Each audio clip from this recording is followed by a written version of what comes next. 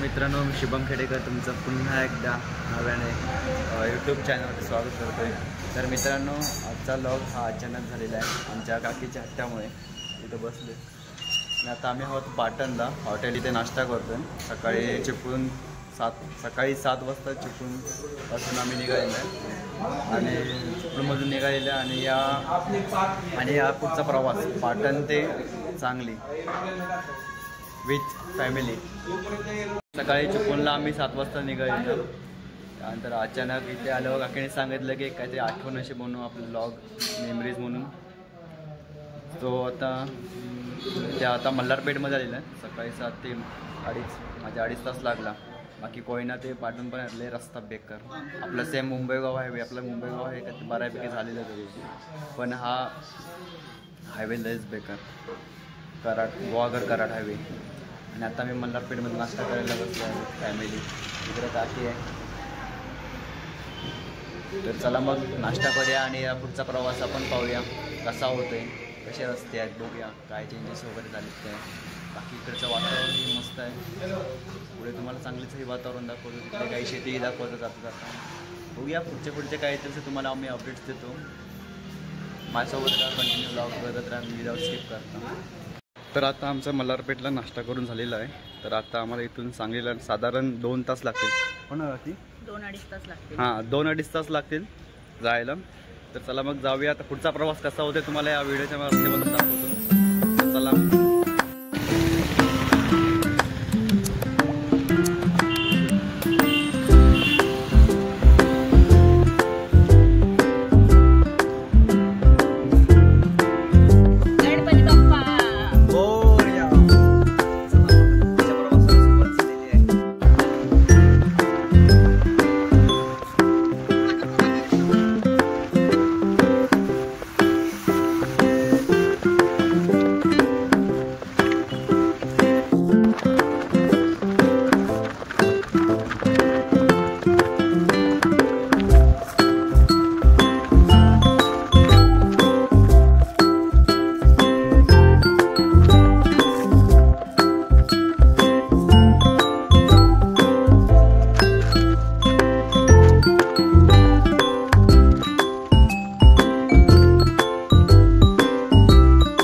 बरोबर अर्ध्या तासाच्या प्रवासानंतर आम्ही आता पोहोचलेलो आहे कराडला।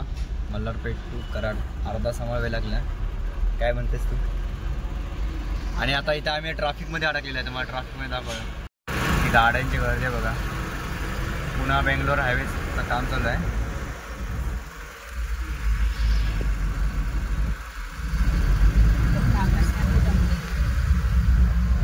आकाशात दमले ड्रायव्हिंग करून, नाही दमणार। ड्रायव्हिंग ही त्यांची हॉबी आहे, आवड आहे आणि आवड असलीच पाहिजे, असं ते।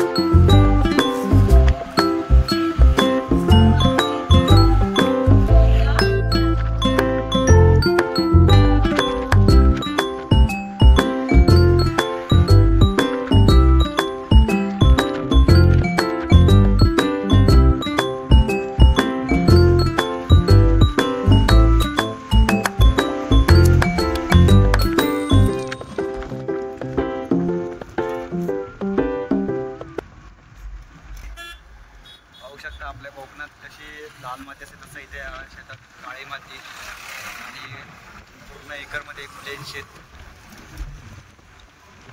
खूप छान निसर्गरम्य असं वातावरण आहे.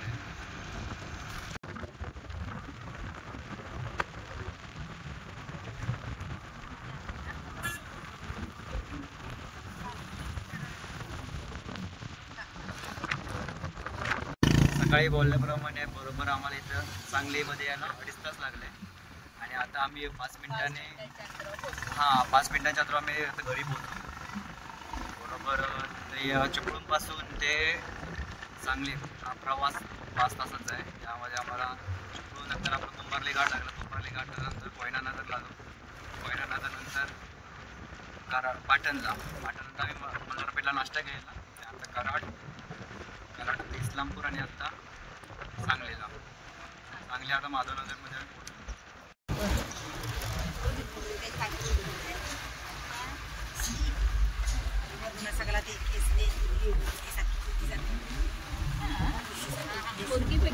मुर्गी पण आईस्क्रीम बसते आहे.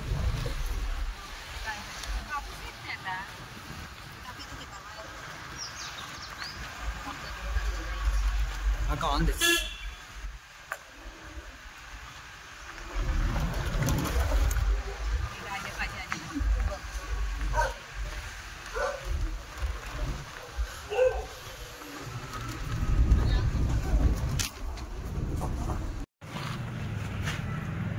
है विनायक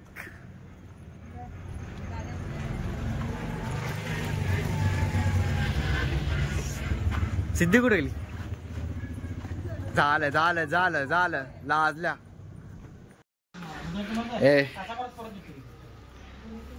सुट्टी काय कॉलेजला?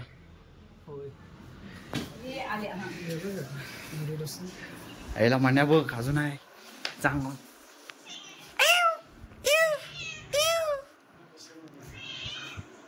काय मग काकी सकाळपासून किती 7 ते म्हणजे आपण इथं पोचलेला 7, 8, 9, 10, 11, 12, 12, 12 वाजले म्हणजे निदान 5 तासाचा प्रवास. थोडा आपण काय मध्ये मध्ये ब्रेक पण घेतलेला.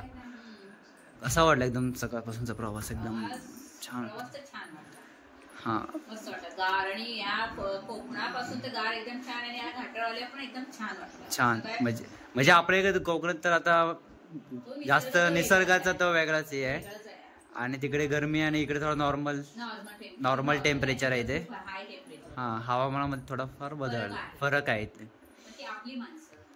आपलं छोटलं आपलं कोकण ते आपलं कोकणच आहे. तिथं काय वेगळंच सुख आहे प्रत्येक सीझन वाईज. बरं पावसाळा असू दे पावसाळ्यात पण सुख भेटतं, उन्हाळ्यात पण सुख भेटतं, हिवाळ्यात तर त्याहून वेगळं सुख भेटतं. एकदम छान. त्यानंतर आपल्याला इथून कोयनापासून पाटणपर्यंत रस्ता जरा बेकार होता. नंतर आम्ही कोयना ते पाटण या प्रवासात आलो तेव्हा रस्ता खूप बेकार होता. बाकी हायवे नीट झालेला. तर सांगलीला आलं म्हटलं इथलं काहीतरी प्लेसेस आहेत, चांगले ठिकाणे आहेत. आता पुढचा व्हिडिओ करेल तेव्हा तुम्हाला जाता जाता नथुराम गोडसे यांचं घरही दाखवेल. कसं आहे ते घर, या वास्तू त्यांची वास्तू अजून कशी आहे त्याबरोबरच गणपती मंदिरही आहे. भरपूर काय काय दाखवण्यासारखे आहे ते तुम्हाला दाखवेल मी, प्रयत्न करेल दाखवण्याचा. तर तोपर्यंत आता मी इथेच थांबतो. आजचा प्रवास इथेच स्टॉप करतो. तोपर्यंत भेटूया पुढच्या व्हिडिओमध्ये. तोपर्यंत goodbye, ta-ta, bye bye.